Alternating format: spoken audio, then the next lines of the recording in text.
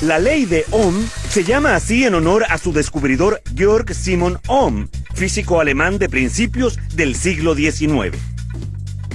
La ley de Ohm establece que la cantidad de corriente que pasa por un circuito es directamente proporcional al voltaje aplicado e inversamente proporcional a la resistencia del circuito.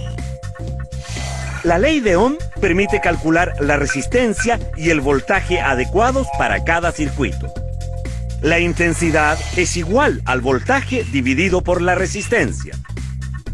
La resistencia es igual al voltaje dividido por la corriente. Y el voltaje es igual a la corriente multiplicada por la resistencia.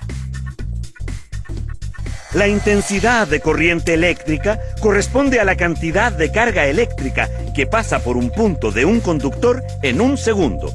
Se mide en amperes. El voltaje o fuerza electromotriz dependerá de lo que llamaremos fuente de voltaje y se mide en voltios.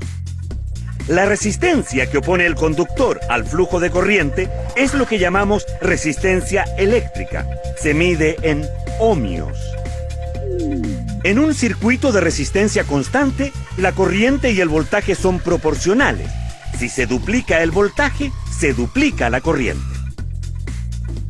Por otro lado, si se duplica la resistencia de un circuito, la corriente se reduce a la mitad. A mayor resistencia, menor corriente. La resistencia de un cable depende de su espesor, su longitud, de la conductividad del material del que está hecho y de la temperatura a la que se encuentre. La resistencia eléctrica es menor en los cables gruesos que en los delgados. Los cables largos oponen más resistencia que los cortos. En la mayoría de los casos, un aumento de temperatura se traduce en un incremento en la resistencia del conductor.